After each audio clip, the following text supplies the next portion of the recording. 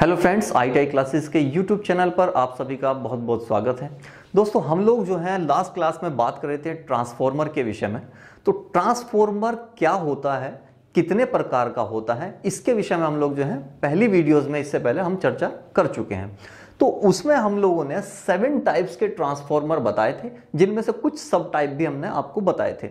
अभी हम बात करते हैं छठे टाइप की, क्योंकि 5 टाइप के ट्रांसफॉर्मर आप कर चुके हैं। अभी बात करते हैं 6th टाइप का जो ट्रांसफॉर्मर है उसके विषय में। ये होता है आपका कौन सा? Commercial transformer. कॉमर्शियल ट्रांसफॉर्मर अर्थात हिंदी में बोलते हैं व्यापारिक, यानी कि व्यावसायिक ट्रांसफॉर्मर। अब ये जो ट्रांसफॉर्मर होते हैं व्यावसायिक क्यों कहलाते हैं? क्योंकि बिजली के प्रोडक्शन के बाद में जो इलेक्ट्रिसिटी को सेल करना है और एक स्थान से दूसरे स्थान तक भेजना है, उस प्रकार के ट्रांसफॉर्मर को हम कौन सा? कॉमर्शियल ट्रांसफॉर्मर बोलते हैं। कॉमर्शियल ट्रांसफॉर्मर अब 2 प्रकार के होते हैं। पहला तो होता है आपका पावर ट्रांसफॉर्मर और दूसरा होता है आपका डिस्ट्रीब्यूशन ट्रांसफॉर्मर।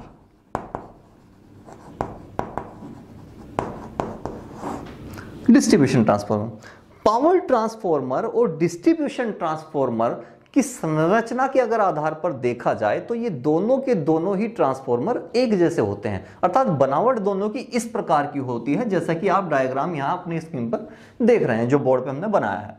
तो आप इस प्रकार के ट्रांसफॉर्मर को पावर ट्रांसफॉर्मर भी कह सकते हैं और डिस्ट्रीब्यूशन ट्रांसफॉर्मर भी इसको कहा जा सकता है। अब दोनों में फर्क क्या है? देखिए, प्राय जो पावर ट्रांसफॉर्मर है आपका, अब जाहिर सी बात है पावर का नाम आया है तो इसमें क्या होगा?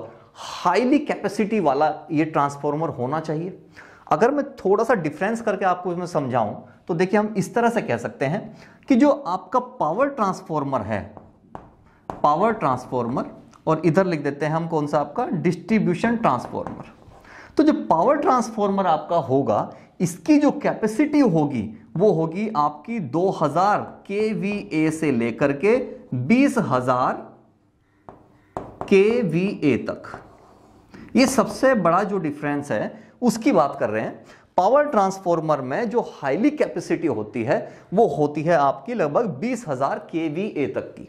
इसी प्रकार से डिस्ट्रीब्यूशन ट्रांसफॉर्मर जो होते हैं, इनके अंदर जो पावर कैपेसिटी इनकी होती है वो होती है 5 kVA से स्टार्ट होती है और लगभग 2000 kVA तक की पावर कैपेसिटी इनकी होती है। तो बात ये हुई कि जो हाईली कैपेसिटी वाले आपके ट्रांसफॉर्मर हैं, अब वो यूज कहां होंगे? पावर ट्रांसफॉर्मर का इस्तेमाल उस जगह होगा जहां से बिजली का प्रोडक्शन हुआ, यानी कि आपके सब स्टेशंस पर, पावर के सब स्टेशनों पर आप इसका इस्तेमाल करेंगे, क्योंकि यहां क्या है? हाईली वोल्टेज आपको मिलता है जिसको आपको डिस्ट्रीब्यूट करना होगा एरियाज में। तो आप शुरू में तो पावर ट्रांसफॉर्मर लगा देंगे और उसके बाद आगे जब सप्लाई भेज देंगे तो वहां हम कौन सा? डिस्ट्रीब्यूशन ट्रांसफॉर्मर लगा देते हैं, ताकि जो बिजली का डिस्ट्रीब्यूशन है वो आसानी से कम वोल्टेज पर किया जा सकता हो। तो ये एक सबसे बड़ा जो है इनका क्या है? आपका डिफरेंस है। तो 2 डिफरेंस आपके हो गए। पहला तो ये हाईली कैपेसिटिव है और ये आपकी इसकी क्षमता कम हो गई। दूसरा, ये सब स्टेशनों पर यूज होगा और ये कहां? आपके एरियाज में यूज होगा जहां आपको डिस्ट्रीब्यूशन देना है। अगला हो गया कि पावर ट्रांसफॉर्मर जो होते हैं, ये पावर ट्रांसफॉर्मर की जो वाइंडिंग होती है, देखिए हमने बताया था कि ट्रांसफॉर्मर में 2 तरह की वाइंडिंग होती है, पहली प्राइमरी वाइंडिंग और दूसरी होती है सेकेंडरी वाइंडिंग। तो इसकी जो प्राइमरी वाइंडिंग होती है आपकी, वो कैसी होती है? वो होती है, आप इसको बोलते हैं वाई वाई कनेक्शन बोलते हैं, या तो इसको, या फिर हम इसको क्या बोलते हैं? स्टार कनेक्शन भी हम इसको बोल देते हैं। ये स्टार कनेक्शन या वाई वाई कनेक्शन कहलाती है। तो primary winding Y Y connection की हो गई या फिर स्टार कनेक्शन की हो गई, और सेकेंडरी वाइंडिंग जो आपकी होगी वो कौन सी हो जाएगी? डेल्टा कनेक्शन की हो जाएगी।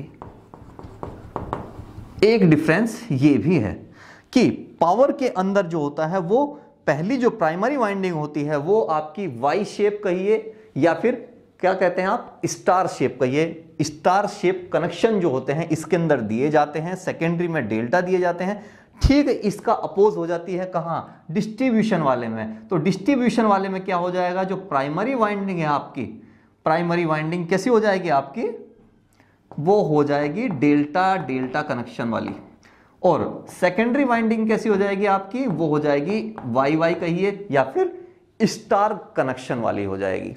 तो इस प्रकार से ये सबसे बड़े बड़े क्या है इसके अंदर, एक तरह से डिफरेंस है, वरना संरचना के आधार पर दोनों को बिल्कुल सेम रखा गया है।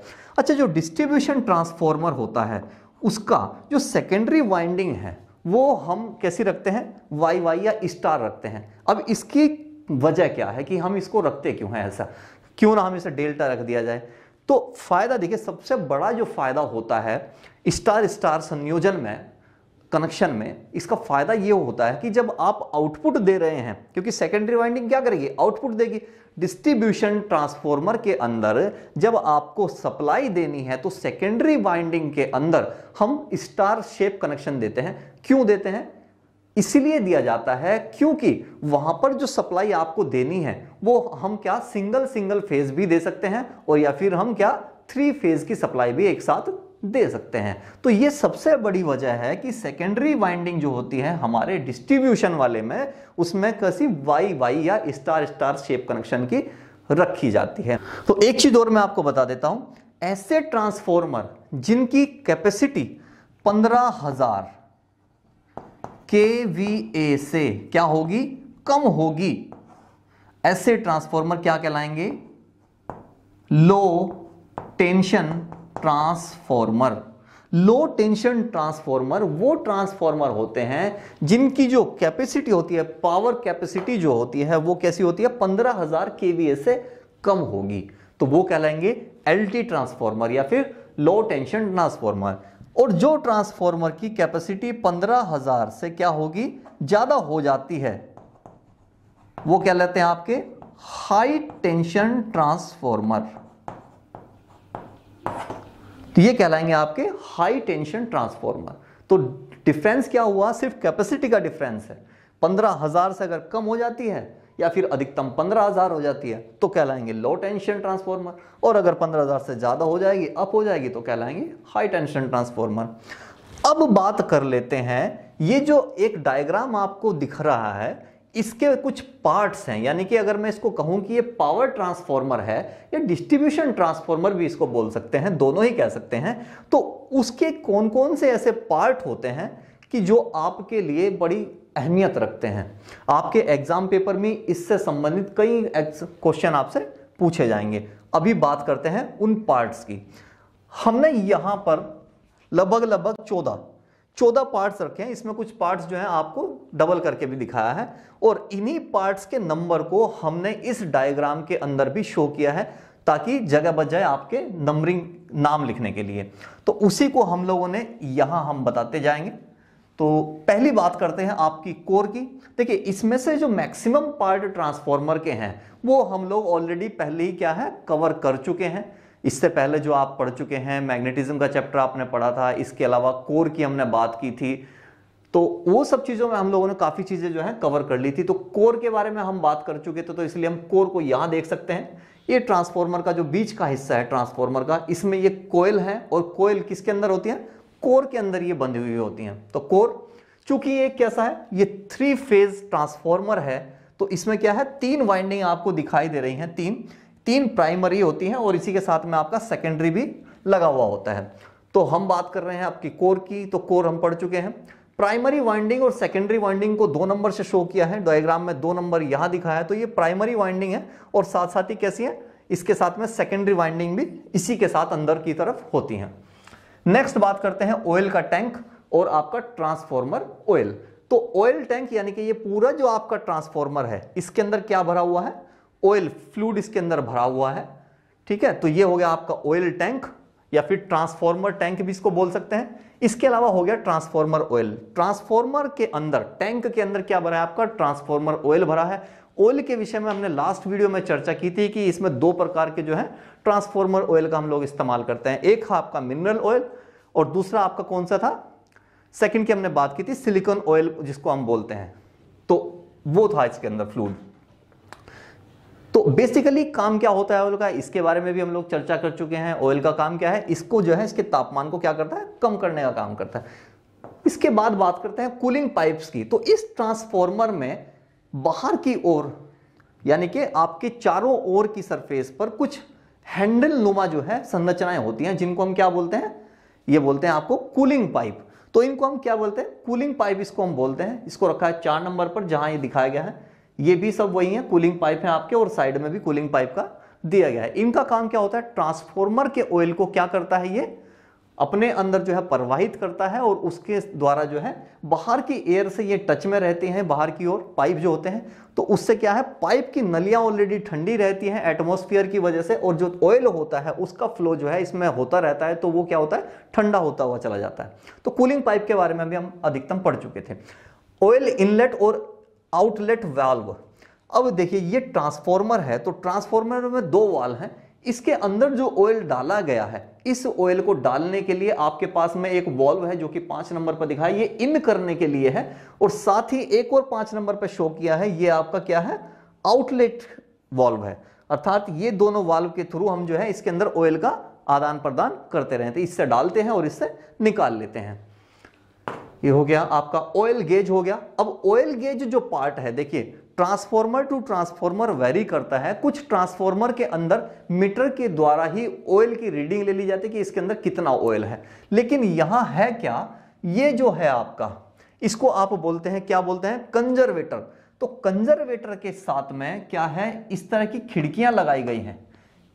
तो यहां या तो खिड़की भी हो सकती है, और साथ ही साथ इसके साथ में एक मीटर भी हो सकता है, जो कि आपके तेल की कैपेसिटी को नापता है कि इसके अंदर ऑयल की कैपेसिटी फिलहाल कितनी है, अर्थात कितना इसके अंदर ऑयल भरा हुआ है। तो ये हो गया आपका, यहां तो विंडो नुमा है, यानी कि यहां मैनुअल है, इसमें आप सिर्फ क्या है, बाहर से झांक के देख सकते हैं कि इसके अंदर कितना तेल बचा है। इसके अलावा मीटर भी होते हैं, जिस प्रकार से ये टेम्परेचर गेज लगा हुआ है, इसी प्रकार से आप जो है इसके अंदर ऑयल गेज भी लगाते हैं, ताकि जो है ऑयल की रीडिंग को पता किया जा सके, अर्थात उसके अंदर कितना बचा है। तो ये हो गया आपका ऑयल गेज, जो कि 6 नंबर पर दिखाई दे रहा होगा आपको। इसके अलावा बात करते हैं अर्थ पॉइंट। अभी ट्रांसफॉर्मर के सभी कंपोनेंट्स के बाद में एक कंपोनेंट्स आपका ये भी है, जो कि अर्थ के साथ में जुड़ा हुआ रहता है, अर्थात ट्रांसफॉर्मर यदि कभी बहुत ज्यादा शॉर्ट करने लगे, तो ये आपको क्या है, उसके शॉर्ट सर्किट से बचाने का काम करता है। ये हो गया आपका अर्थिंग पॉइंट। अब आ गया है data plate. Data plate number 8 पर रखा है, न्यूमेरिक नंबर 8, जो कि आपका यहां है। ये डाटा प्लेट जो है इस पूरे ट्रांसफॉर्मर के विषय में क्या देती है, जानकारी देती है कि कितनी कैपेसिटी इसकी है इनकी, और कितना ये आउट करता है, वो सारी की सारी जो है इसके अंदर देता है। उस पर पूरा इसका डाटा लिखा होता है। तो डाटा प्लेट का काम क्या है, उसके बारे में डाटा प्रोवाइड कराएगा। अब आ गया आपका एक्सप्लोजन वेंट।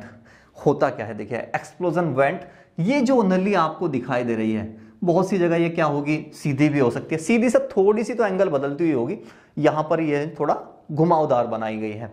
अब इसका काम क्या है, एक्सप्लोजन वेंट, यानी कि एक्सप्लोजन का मतलब क्या हुआ, यानी कि फट जाना। एक्सप्लोजिव है एक तरह से, तो एक्सप्लोजन का मतलब हो गया फट जाना, और वेन का मतलब क्या होता है, वेंट का मतलब क्या होता है, रास्ता। देखिए कभी कभी ये जो ट्रांसफॉर्मर होता है, इसकी एक प्रक्रिया है कि अंदर कोयले लगा है, तो जाहिर सी बात है कोयल लगा है, जो धारा का प्रवाह होगा तो कोयल गर्म होगी। गर्म होने के बाद में जो अंदर ऑयल भरा हुआ है वो भी गर्म होगा, डेफिनेटली इसको गर्म होना है। अगर इसका तापमान 100 डिग्री सेल्सियस से अधिक हो जाता है, इसका फ्लूइड का, ट्रांसफॉर्मर ऑयल का टेम्परेचर अगर 100 डिग्री से अधिक हो जाएगा, तो तेल जो है हल्का होने की वजह से ऊपर आना शुरू हो जाएगा। ऊपर आते आते ये होगा क्या, जो ऑयल है, ऑयल जो है, अब ऑयल इसके अंदर भी आएगा और वापस होते हुए इसके अंदर, किसके अंदर, आपके कंजर्वेटर के अंदर भी आता है। अब चूंकि अगर ऑयल इतना ज्यादा आ गया, और ये जो ऑलरेडी पहले से ही भरा हुआ है आपका कंजर्वेटर, अगर ये पूरा इसको फिल कर देगा, तो अब ऑयल जाएगा कहां, इसी की वजह से, क्योंकि इससे बाहर तो ये निकलेगा नहीं, ऑयल तो नहीं निकल सकता इसके बाहर, ठीक है ना जी। तो अगर वो बाहर नहीं आएगा, तो फिर वो अंदर ही अंदर क्या हो जाएगा, गर्म होता रहेगा, उबलता रहेगा, ऐसा तो ये पूरा का पूरा क्या है, ट्रांसफॉर्मर विस्फोट हो जाएगा। तो इस विस्फोट से बचने के लिए, और इसके कंजर्वेटर और इसके साथ में जो जुड़े हुए हैं आपके ये सब जो युक्तियां हैं, इनको बचाने के लिए ये एक जो है वेंट दिया गया है जिसको एक्सप्लोजन वेंट कहा है। तो जब ऑयल गर्म होगा तो वो गर्म होने के बाद में इस वेंट के थ्रू जो है क्या हो जाएगा, यहां पर ये जो आपको मेन पॉइंट दिख रहा है इसको बोलते हैं डायाफ्राम। ये डायाफ्राम है। तो डायाफ्राम जो होता है कैसा होता है, नाजुक होता है। जब टेम्परेचर ज्यादा होता है तो ये क्या होता है, फट जाता है। तो जब तेल का प्रवाह बहुत ज्यादा हो जाएगा और इसके अंदर भी भर जाएगा तो होगा क्या, इसको जो है तेल बाहर निकाल देता है। ये डायाफ्राम फट जाएगा हाईली टेम्परेचर पर और जो एक्स्ट्रा ऑयल हो गया है उसको जो है बाहर निकाल देता है। उसके बाद जब ये नॉर्मल हो जाता है, टेम्परेचर नॉर्मल हो जाता है, तो उसको क्या है, दोबारा से इसके अंदर जो है एक नया डायाफ्राम लगा करके वापस इसको शुरू कर दिया जाता है। तो मेन चीज क्या है, जो वेंट है अर्थात जो आपका एक्सप्लोजन वेंट है उसका काम है कि जब इसके अंदर प्रेशर बहुत ज्यादा हो जाएगा, ऑयल ऊपर आ जाएगा और वो इसके अंदर भी पूरा ऊपर तक इसकी तली में लग जाएगा ऊपर भी, तो ये क्या करेगा, एक्स्ट्रा तेल को क्या करता है, बाहर निकाल देने का कार्य करता है। तो ये हो गया आपका एक्सप्लोजन वेंट। तो इसके लिए टेम्परेचर कितना बताया मैंने, 100 डिग्री सेल्सियस या इससे अधिक होता है तभी होता है। इसीलिए क्या होता है, ट्रांसफॉर्मर के अंदर टेम्परेचर को 100 डिग्री से हमेशा क्या रखा जाता है, लो रखा जाता है, ताकि इसके अंदर एक्सप्लोजन की घटना ना घटे। इसी वजह से इसके अंदर इतनी सारी युक्तियां लगाई गई हैं, पाइप लगा दिया है, इसके अंदर ब्लोअर के द्वारा भी किया जाता है इसको ठंडा। कई सारे जो हम शीतलन प्रोसेस यानी कि आपके कूलिंग सिस्टम में हमने पढ़ा था वो सब इसीलिए ताकि इसके अंदर एक्सप्लोजन ना हो जाए। चलिए अभी बात करते हैं आपके कंजर्वेटर की। अब कंजर्वेटर होता क्या है, देखिए कंजर्वेटर जो है ये ट्रांसफॉर्मर के ऊपर ही, ट्रांसफॉर्मर के ऊपरले हिस्से में ही एक टैंक होता है। इस टैंक के अंदर लगभग आधा या आधे से हल्का थोड़ा बहुत ज्यादा तक क्या होता है, एक फ्लूइड भरा होता है। ये फ्लूइड कौन सा है, ट्रांसफॉर्मर ऑयल है। जो यहां भरा है वही आपका वहां पर भी भरा होता है। ट्रांसफॉर्मर ऑयल इसके अंदर भरा होता है। कंजर्वेटर का काम क्या है, कंजर्वेटर का काम होता है कि इसके अंदर जो होता है हवा, यानी कि जो एयर इसके अंदर आ रही है और जा रही है उसके लिए जगह छोड़ता है। जगह बनाने का काम कौन करता है, आपका कंजर्वेटर इसका कार्य करता है। देखिए इसमें पूरे ट्रांसफॉर्मर में जगह यानी कि एयर लेने के लिए और छोड़ने के लिए एक ये आपके साथ में अलग से डिवाइस जोड़ा गया है। 11 नंबर देख लीजिए है क्या, ब्रीथर। तो एक ब्रीथर को इसके साथ में जोड़ा गया है। ब्रीथ का मतलब क्या होता है, सांस। ब्रीथ का मतलब होता है सांस, अर्थात ट्रांसफॉर्मर को जो सांस चाहिए ये जाने के लिए और वापस आने के लिए एक युक्ति इसके अंदर, एक डिवाइस इसके अंदर लगाया है जिसका नाम क्या है, ब्रीथर होता है। इस ब्रीथर के लिए ये कंजर्वेटर जो है कार्य करता है। क्योंकि देखिए इसके अंदर आधा है, अगर ये पूरा भरा होता तो जाहिर सी बात है जब ये पूरा भर जाएगा तो इसमें सांस लेने के लिए जगह ही नहीं बचेगी, अर्थात ना तो इसके अंदर हवा आ पाएगी और ना ही इसके अंदर जा पाएगी। इसीलिए इसके अंदर हमेशा आधा ही क्या है, ट्रांसफॉर्मर ऑयल भरा होता है।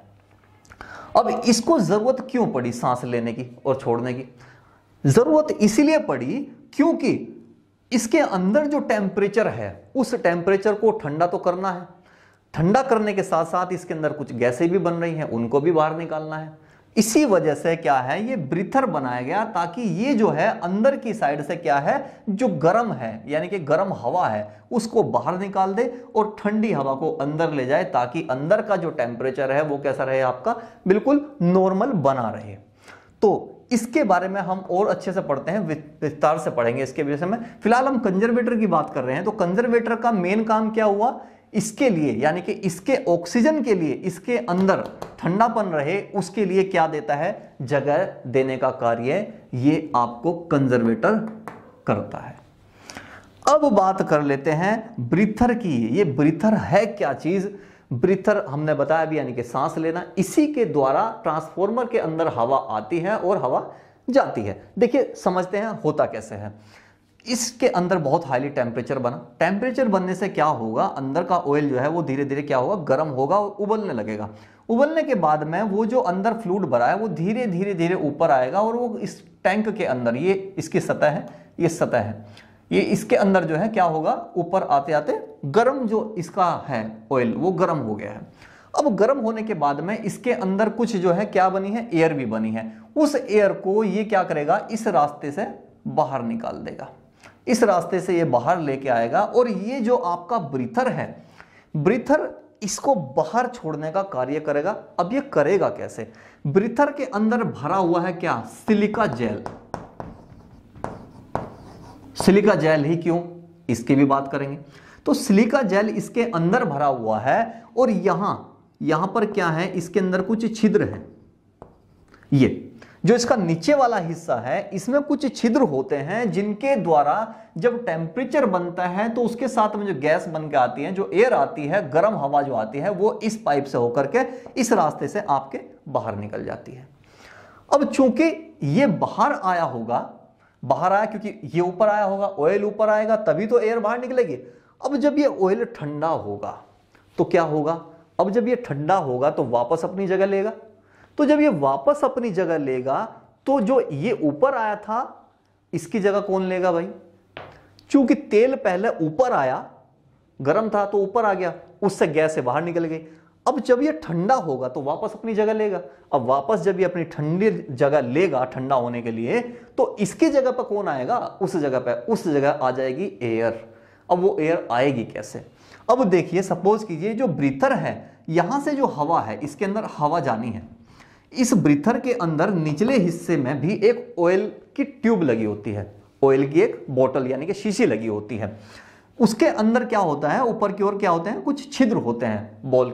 अगर मान लीजिए ये आपकी क्या है, ट्यूब है, ये आपका ब्रीथर है और ब्रीथर का जो नीचे वाला आपको ऑरेंज वाला हिस्सा दिख रहा है, ये क्या है, एक ऑयल का एक और अलग से क्या है, एक कप है, कप मान लीजिए या बोतल मान लीजिए, ये इसके अंदर घुसाया गया है। इसके साथ साथ ही यहां पर अगर मैं बात करूं तो यहां पे मैंने क्या है, कुछ छिद्र किए हैं इसमें।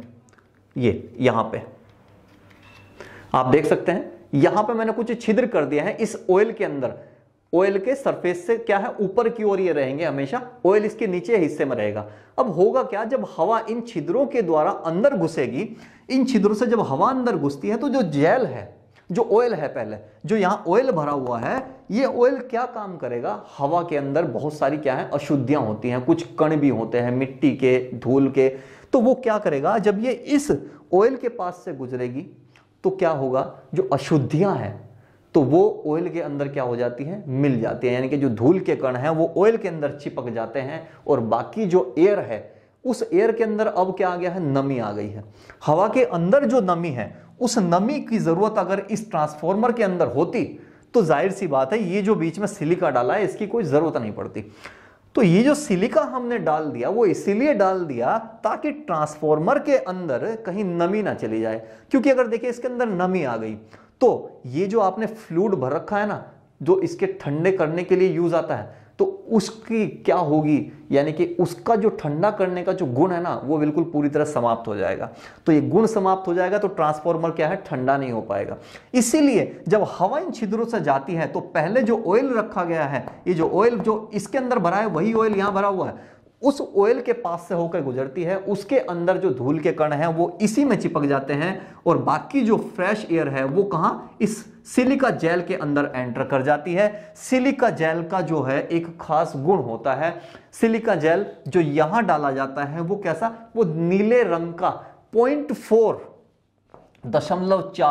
नैनोग्राम का होता है, नैनोमीटर का होता है, नैनोमीटर लगभग 0.4 नैनोमीटर के पार्टिकल्स जो होते हैं आपके क्या, सिलिका जेल के होते हैं। तो जब सिलिका जेल के अंदर से एयर निकल के अंदर जाने की कोशिश करती है तो उसका जो मॉइस्चर है वो सिलिका जेल जो है अपने अंदर एब्जॉर्ब कर लेता है और सिर्फ ड्राई एयर जो है इसके अंदर चली जाती है, कंजर्वेटर के अंदर। और जो ठंडा होने के बाद में ये जो फ्लूइड है वो ऊपर से नीचे की तरफ आ गया होगा, ठीक है ना, और जो ऊपर की जो जगह है पूरी की पूरी, इसके अंदर क्या आ जाएगी, वो ड्राई एयर चली जाती है।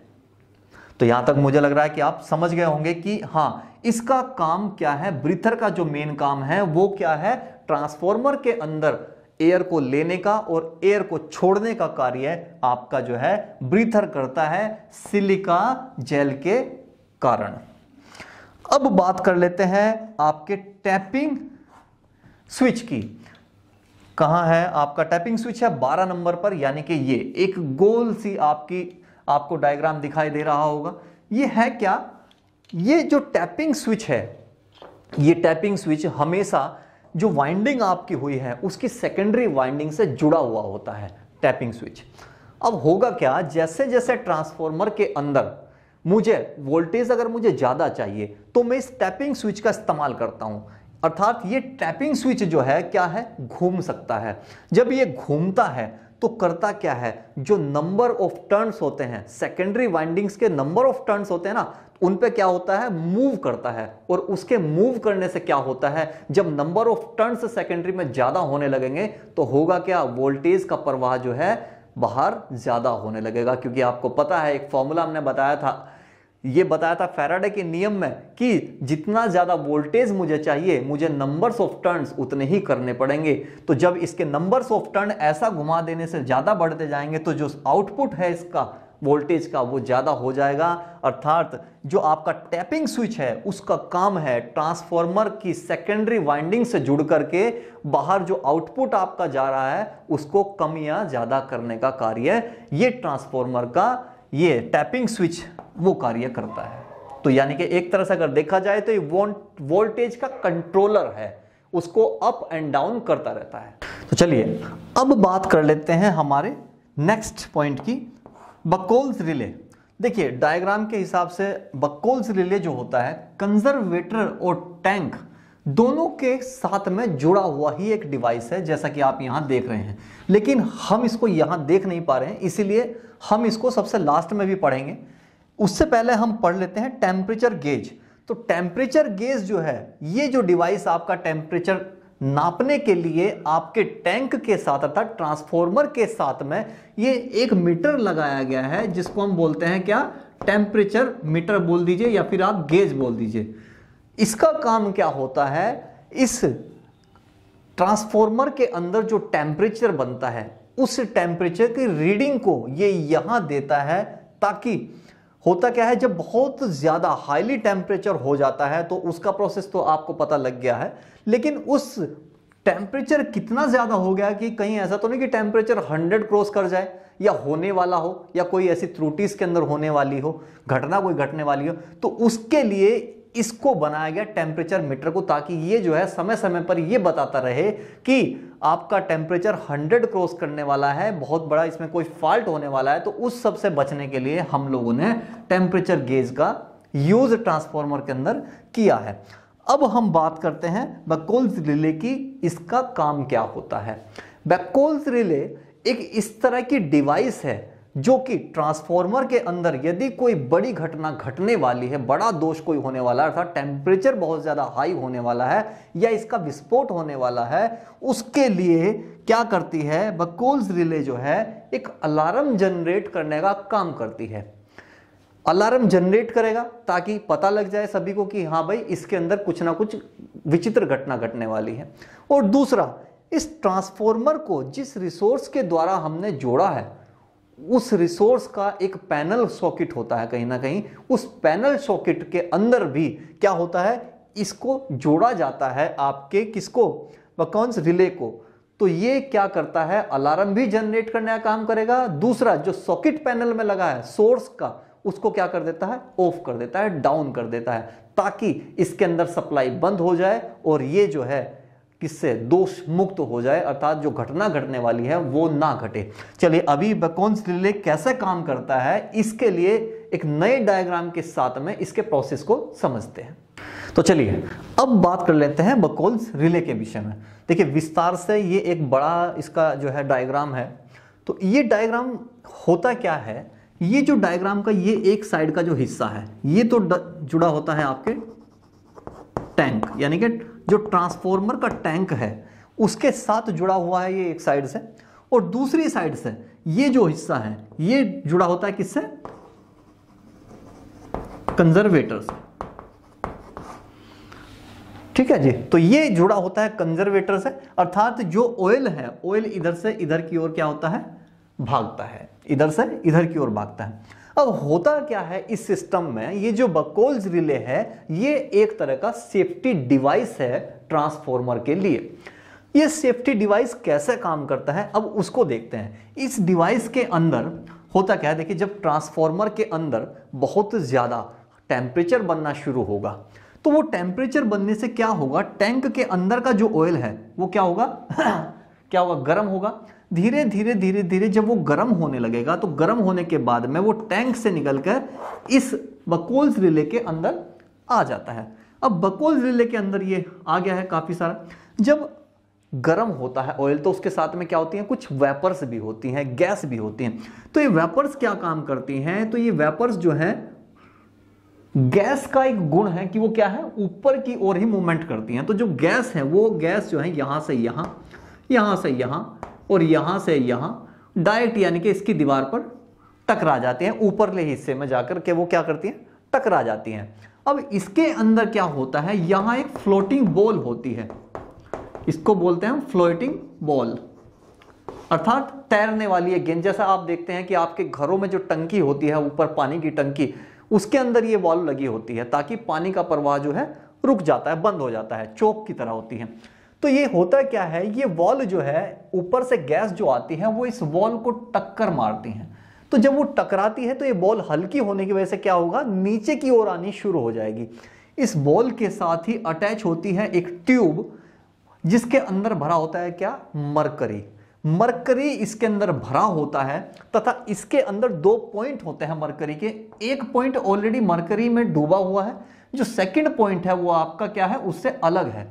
अब जैसे ही ये फ्लोटिंग बॉल नीचे आनी शुरू होगी गैस की वजह से, तो ये मरकरी जो है नीचे आनी शुरू हो जाएंगी और इस मरकरी के अंदर इस पॉइंट के दोनों जो पॉइंट है, जो तार हैं, वो दोनों के दोनों क्या हो जाएंगे, एक साथ मरकरी से टच हो जाएंगे। जब ये टच हो जाएंगे तो ये जो आपके वायर हैं ये एक अलार्म सिस्टम के साथ में कनेक्ट किए गए हैं। तो जब ये तार मरकरी के टच में आएंगे तो ये अलार्म जो है क्या होगा, बजने लगेगा। इससे पता लग जाएगा कि हाँ भाई इसके अंदर जो है टेम्परेचर ज्यादा हो गया है, जिसकी वजह से गैसें जो है इस फ्लोटिंग बॉल को मार रही हैं और उससे अलार्म जनरेट हो रहा है।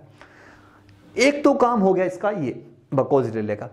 एक दूसरा काम और है इसका, वो काम क्या है, वो काम है जो सोर्स सर्किट है। देखिए ट्रांसफॉर्मर के साथ में हमेशा एक पैनल लगा होता है, इस पैनल के द्वारा डिस्ट्रीब्यूशन किया जाता है इलेक्ट्रिसिटी का। तो जो सोर्स सर्किट होता है वहां से क्या करता है, ये उसको क्या कर देता है, कट कर देता है ताकि ट्रांसफॉर्मर के अंदर अधिक बड़ा विस्फोट ना हो या अधिक नुकसान ना हो।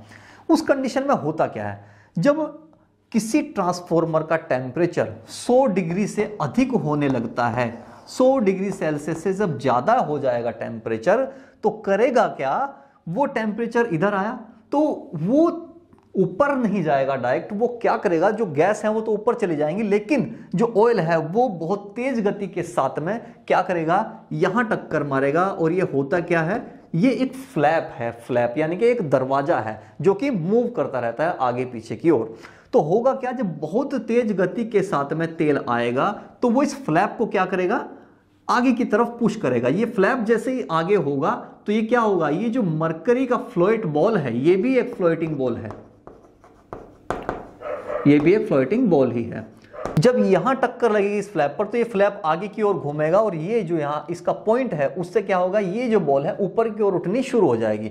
ऊपर की ओर उठेगी तो इसके ऊपर भी क्या लगा है, एक मरकरी की ट्यूब लगी हुई है, जिसमें जो आपने तार कनेक्ट किया है सर्किट को, तो सर्किट का एक पॉइंट तो मरकरी के अंदर डूबा है, दूसरा जो है उससे बाहर होता है। लेकिन जब ये तिरछा होगा तो दोनों के दोनों पॉइंट जो है मरकरी के टच में आ जाएंगे और इससे इसके साथ में जो सोर्स सर्किट जोड़ा गया है उसको क्या कर देगा, ये वहां से स्विच ऑफ कर देता है, उसको डाउन कर देता है आपके सर्किट को। इससे करंट का जो फ्लो है सोर्स से जो आ रहा था वो ट्रांसफॉर्मर के अंदर बंद हो जाता है और जो घटना यानी कि इसके अंदर कोई विस्फोट होने वाला है तो वो नहीं हो पाता है। तो इस प्रकार से जो बकोल्स रिले है ये जो होता है एक सेफ्टी डिवाइस की तरह काम करता है ट्रांसफॉर्मर के अंदर, जो उच्च तापमान पर 2 काम करेगा। पहला अलार्म को जनरेट करेगा और अगर बहुत ज्यादा टेम्परेचर हाई हो गया है तो सोर्स के सर्किट को बंद करने का कार्य भी करता है। तो दोस्तों इसके बारे में बात हो गई थी, टेम्परेचर गेज हमने बात कर ली है। अब हम बात कर लेते हैं आपके 7th टाइप का जो आपका ट्रांसफॉर्मर था, वो था आपका लोकेशन के आधार पर ट्रांसफॉर्मर। तो लोकेशन के आधार पर हम बात करते हैं 2 प्रकार के ट्रांसफॉर्मर की। पहला ट्रांसफॉर्मर हो गया आपका इंडोर ट्रांसफॉर्मर और दूसरा ट्रांसफॉर्मर आपका हो जाता है आउटडोर ट्रांसफॉर्मर। तो अब बात करते हैं इंडोर ट्रांसफॉर्मर की। इंडोर का मतलब होता है अंदर की ओर। तो अंदर की ओर कहां भाई? अब इंडोर ट्रांसफॉर्मर बहुत ही, इनकी एक सबसे बड़ी जो खासियत है वो ये है कि इंडोर ट्रांसफार्मर जो होते हैं ये क्या होता है, बहुत ही कम केवीए के होते हैं, अर्थात इनकी जो पावर होगी वो कैसी होती है, कम होती है इनकी पावर। तो केवीए इनका क्या होगा, हमेशा कम होता है। इस प्रकार के ट्रांसफॉर्मरों को हमेशा इंडस्ट्रीज में यूज करते हैं, छोटे छोटे उद्योगों में यूज किया जाता है इस प्रकार के ट्रांसफॉर्मर को, क्योंकि इनको क्या है, इंडस्ट्रीज के अंदर की ओर लगा लिया जाता है ताकि धूप, धूल, मिट्टी, जल, इन सब से जो है इन पर कोई प्रभाव ना पड़े और प्लांट के अंदर यानी कि उद्योगों के अंदर जो कार्य चल रहा है उसके लिए बार बार शट डाउन ना हो, अर्थात बिजली का आना जाना ना हो। इस प्रकार की व्यवस्था के साथ इनको अंदर लगा लिया जाता है ताकि ये सब चीजों से बच जाएं और कट ना लगे, बार बार बिजली में अवरोध पैदा ना हो। तो इस प्रकार के ट्रांसफॉर्मर आपके इंडोर ट्रांसफॉर्मर कहलाते हैं। अब आउटडोर ट्रांसफॉर्मर, अब जितने भी बाकी के ट्रांसफॉर्मर बचते हैं, जैसे कि आपके डिस्ट्रीब्यूशन ट्रांसफॉर्मर हो गए, इसके अलावा पावर ट्रांसफॉर्मर हो गए, ये क्या होते हैं, ये बाहर की ओर लगे हुए होते हैं, अर्थात इनका काम डिस्ट्रीब्यूशन का तो है ही, तो ये लगेंगे कहाँ, खुले में लगेंगे, क्योंकि इनके अंदर ऐसे डिवाइसेस लगाए जाते हैं ताकि बारिश का, तूफान का, इन सब चीजों का क्या है, इन पर कोई अधिक प्रभाव नहीं पड़ता है। तो ऐसे ट्रांसफॉर्मर जो कि खुले वातावरण में लगाए जाते हैं, बिजली के क्या है, प्रवाह को बनाए रखने के लिए, ऐसे ट्रांसफॉर्मर आउटडोर ट्रांसफॉर्मर कहलाते हैं, जो कि आपके घर के आसपास इलाकों में आपको खुले में रखे हुए दिख जाते हैं। ये होते हैं आउटडोर ट्रांसफॉर्मर। तो इस प्रकार से आज आपका ट्रांसफॉर्मर का जो थ्योरी और न्यूमेरिकल का जो पोर्शन था वो लगभग पूरी तरह से कंप्लीट हो गया है। इसके साथ साथ अभी आपका बचा है क्या, ये स्टार स्टार और डेल्टा डेल्टा, स्टार डेल्टा, या फिर डेल्टा और स्टार का संयोजन, जिसको कि हम सिंगल फेज और पॉलीफेज के चैप्टर में आगे पढ़ेंगे, वहां हम इसके बारे में विस्तार से बात करेंगे। तो दोस्तों ये हुआ आपका चैप्टर कंप्लीट। आई होप कि आपकी अच्छे से समझ में आया होगा। अगर कहीं भी आपको न्यूमेरिकल को लेकर या थ्योरी को लेकर किसी भी प्रकार का कोई डाउट है तो आप मुझे कमेंट्स बॉक्स में लिख सकते हैं, जिसका मैं आपको डेफिनेटली जवाब दूंगा। तो एक आखिरी रिक्वेस्ट आपसे करता हूं, जो लोग हमारे सब्सक्राइबर हैं, जिन्होंने चैनल को सब्सक्राइब किया है, तो वो प्लीज जो है बेल आइकन के बटन को जरूर प्रेस कीजिए, क्योंकि हमारी जो नई नई वीडियोस हम डेली आपके लिए डाल रहे हैं उसको आप तक पहुंचने के साथ साथ ही एक नोटिफिकेशन भी पहुंच जाए, ताकि आपको पता लगे कि हाँ कोई नया वीडियो हमारा आ गया है। तो प्लीज आप हमारी वीडियोस को ज्यादा से ज्यादा देखिए, शेयर कीजिए, लाइक कीजिए। Thank you.